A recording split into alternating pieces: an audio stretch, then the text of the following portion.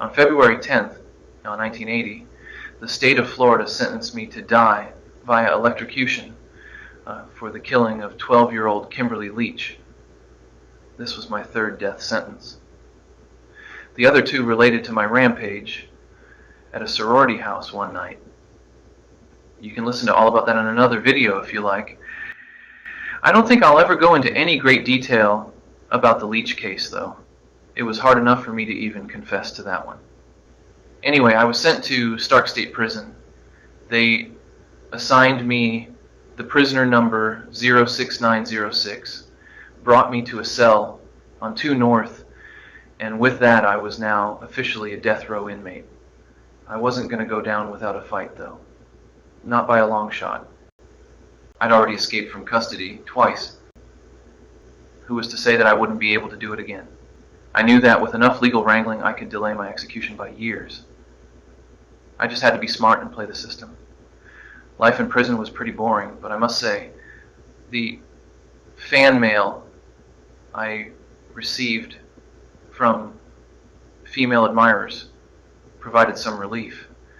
It's pretty incredible to think that after being found guilty of murdering several young women, that I had any female correspondence at all. I mean, did any of these fans ever stop to think that under different circumstances they might have ended up as yet another one of my victims? Extraordinary. I mean, some of these women actually proposed to me. Unfortunately for them, though, my heart belonged to another. I first met Carol in Washington State back in 1974, if my memory serves me correctly. At the time, we were both working at the Department of Energy's services. We were just friendly colleagues at first, but it didn't take long for me to become attracted to Carol. I asked her out even though I was already in a serious relationship with another woman. Carol was going through her second divorce at the time, and maybe this is why she suggested that we just stay friends. I think Carol liked me because I appeared to be somewhat mature, more adult-like, if you will. While many of my contemporaries were getting involved in the hippie movement of the 1970s, smoking pot, attending anti-Vietnam War demonstrations and things like that, I was working for the Republican Party and going to law school. She obviously had no idea that I was also a seasoned killer. Carol also had her own demons. She suffered from immense guilt that stemmed from a tragedy in her childhood. When she was just 13 years old, Carol's parents tasked her with keeping an eye on her brother, who was splashing around in a neighbor's pool. The boy must have become tired or something, because he got into difficulty in the water, but by the time Carol noticed him floating lifelessly in the pool, it was already too late. Her brother was dead. After my first arrest in 1975, Carol was one of my biggest supporters. And I was living in Utah at the time. Early one morning, a cop pulled me over and found an assortment of suspicious items in my car. A ski mask, a crowbar, some rope, etc. At first, the cops thought that I was a burglar, but I soon became the main suspect in a series of killings that had occurred in Utah and Washington State. In 1976, I was found guilty of the kidnapping and assault of a young woman named Carol Duranch. I think I've already gone into detail about that in another video. A few months later, Carol came to visit me at the Utah State Prison. I mean Carol Boone, obviously, my friend. In January of the following year, I was extradited to Colorado for yet another trial. This time, I was on trial for murder. Still, Carol stood by me. She became almost like a mother to me. When I sent her a letter complaining about the food in my new prison, Carol sent me parcels with vitamins, protein powder, and dried food. We corresponded regularly, and even though we were many miles apart, it was obvious that Carol was developing romantic feelings for me. Fast forward to 1979, and I was on trial once more, this time in Florida. I was facing 3 murder raps. By now, people all over the country could see me for the monster that I was. but there were still those who were convinced that I was entirely innocent. Carol was one such person. Another was my mother. Carol was so convinced of my innocence and so obsessed with me that she quit her job in Washington and moved to Florida so she could be closer to me. Carol was one of the smartest people that I ever met, and I was more than happy to have her work on my defense. She was convinced that my legal troubles were all the fault of my ex-girlfriend, Elizabeth, who had called the cops some years back to say that she suspected I might have been the person behind a double murder in Seattle. In Carol's eyes, Elizabeth was just a resentful and scorned woman who had lashed out, and by doing so, had caused a massive miscarriage of justice. I was responsible for many monstrous things in my life. It's perhaps easy to overlook just how horrible I was to Carol, how I destroyed her life for my own selfish ends. I knew that I was guilty of the crimes I was charged with. I knew that in all probability I would either spend the rest of my life behind bars or be put to death for my crimes. Yet I gladly sat back and allowed this woman, who had only ever shown me love and respect, to uproot her whole life and that of her young sons, and devote all of her time and energy to my lost cause. I really did a number on her, didn't I? When prosecutors came to me and offered a plea deal, Carol begged me to take it. In exchange for pleading guilty to 3 killings, I'd be spared the death penalty and would instead spend the rest of my life behind bars without the possibility of parole. There was a catch, though. Taking the deal would mean having to stand up in open court and admit that I was indeed a killer. Despite initially signing the plea agreement, when push came to shove, I just couldn't do it. My ego and my pride wouldn't permit me to confess. I took my chances, and we went to trial and lost. On July 24, 1979, I was found guilty of 2 counts of murder and 3 counts of attempted murder for my rampage at the sorority house in January the previous year. The jury recommended the death penalty for each of my 2 murder convictions, and unfortunately for me, the judge agreed with their recommendation. Perhaps you've seen a Netflix movie about me, the one called Extremely Wicked, Shockingly Evil, and Vile. Well, the title for that film comes from how the judge described my killings at the sorority house. That same judge, though, would become somewhat infamous for just how pleasant he was towards me in his post-sentencing remarks. Right after his extremely wicked, shockingly evil, and vile comment, Judge Edward Cowart said that he didn't actually feel any animosity towards me. Kind of an ironic thing to say to somebody right after sentencing them to death. Twice. I was now a dead man, walking, but I still had to stand trial for yet another murder, that of 12-year-old Kimberly Leach. Once again, I was found guilty. Still, Carol stood by me. Just how Carol could be so blind to my guilt has been debated over the years, but some have suggested that the tragedy she suffered in her childhood might have fueled her undying devotion to my cause. She blamed herself for her brother's death, and maybe a part of her thought that she could make amends by saving me. I too was drowning, in a metaphorical sense of course, and she was doing whatever she could to keep me afloat. During the penalty phase of my second trial, I realized that Carol might just be able to save me from yet another death penalty. On February 9th, I called Carol to the stand. She was acting as a character reference for yours truly, taking advantage of some obscure law in the Sunshine State. I proposed to Carol while she was on the stand, and she accepted. As a judge was present, we were now legally married. Some have argued that my proposal to Carol was nothing more than a cynical attempt to garner sympathy. If it was, it didn't work. And the following day, the jury sentenced me to death. They deliberated for all of about 45 minutes. I now had 3 death sentences hanging over my head. Even then, Carol stood by me, utterly convinced that I was an innocent man. She even suggested that we have a child. Conjugal visits weren't allowed at Florida State Prison. not in an official capacity anyway.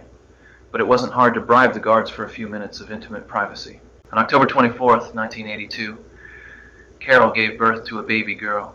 We named her Rose. I was overjoyed. Carol brought our infant child to the prison when she wasn't even a day old.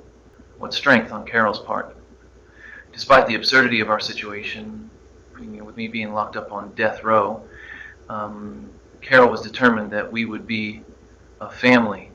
She found a job as a secretary and moved into a little apartment not too far from the prison. Both she and her son became anti-death penalty activists and were no strangers to marches or demonstrations calling for an end to capital punishment. Carol was still convinced that she could secure an acquittal on all charges, still sure that she could save me from drowning, but as the years ticked by, Carol did something that I never thought she would. She became distant. In fact, she became so distant that she packed up and moved back to Seattle. Officially, we were still married. That's actually an important detail to remember.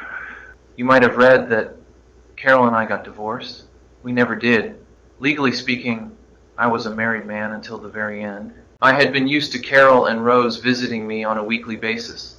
Now it was maybe twice a year.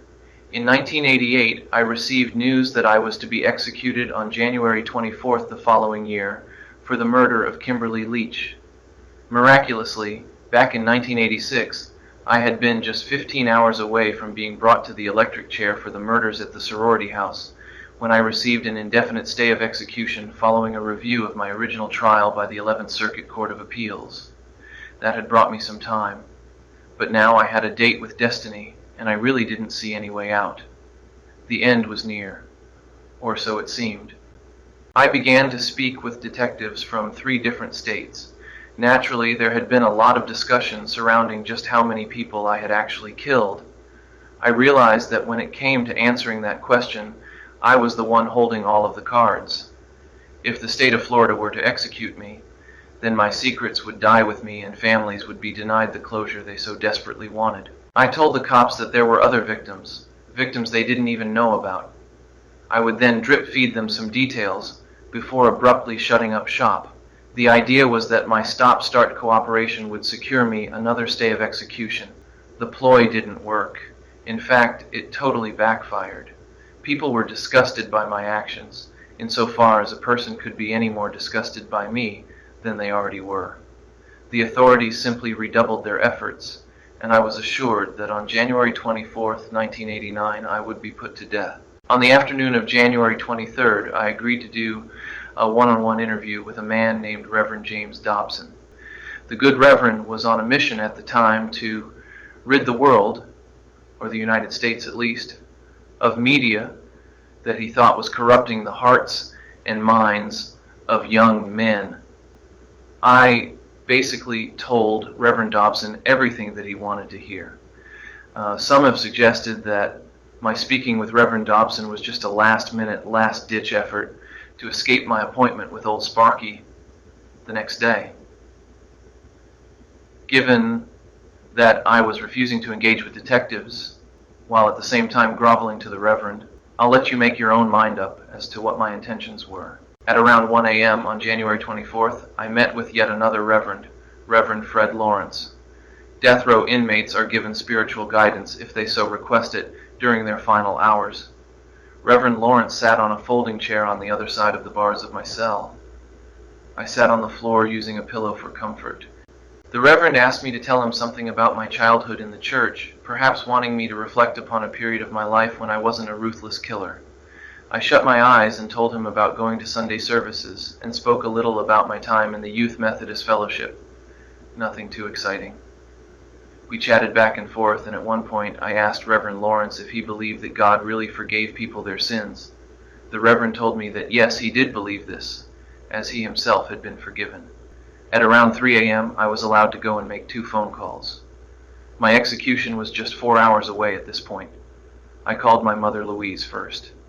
My confessions to murder had absolutely devastated my mother. No mother wants to believe that their child is capable of doing evil, of being evil, and mine was no different. Over the phone, my mother told me that she loved me. I told her that I knew how much I had hurt her and said that my confessions had been an attempt to make it right. That phone call was the most sacred that I'd ever had with my mother, so you can imagine how angry I was when I realized that somebody, a guard, was listening in on the call. I put my anger to one side, probably for the sake of my mother, and after saying our goodbyes, I placed a call to the other woman, who had stood by me through thick and thin. Carol.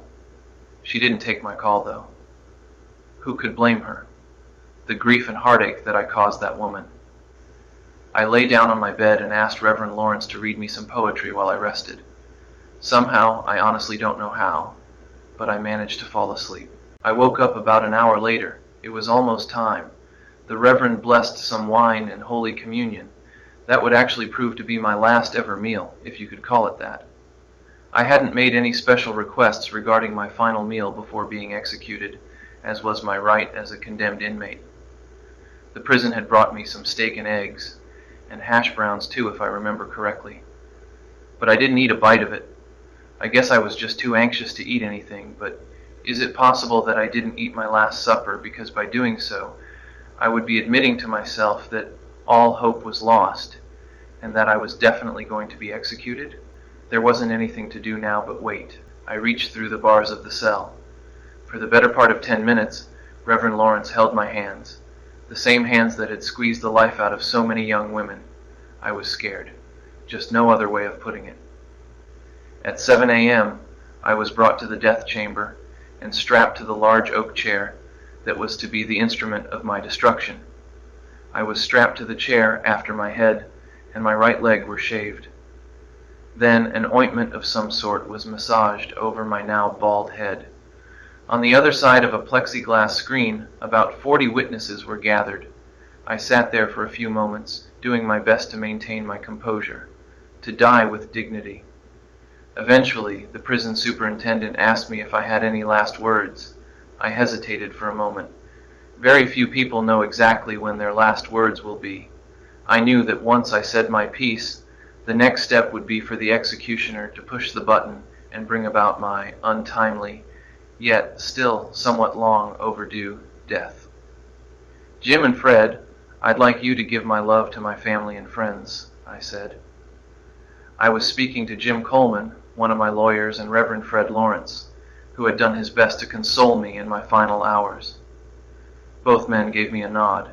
They would be the last people that I ever saw in this life, as just then the skull cap was placed on my head, its black veil covering my face.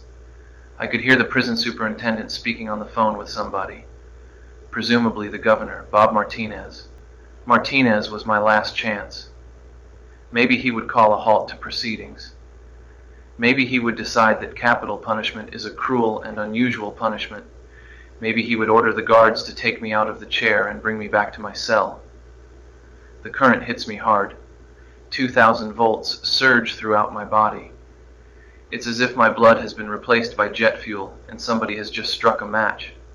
I want to scream. I need to scream. But I'm basically paralyzed, totally subservient to the lightning that has invaded my body. My heart can't take much more of this. The pain is unbearable. At 7:16 a.m., I was declared dead. Outside the prison, hundreds of people cheered when they saw the white hearse driving away with my body in the back. Some even set off fireworks. As per my will, my body was cremated. Believe this if you can. I requested that my ashes be scattered on the Cascade Mountains in Washington state, and this request was granted. Why is that a hard fact to believe? Cascade Mountains was where I dumped many of my victims' bodies.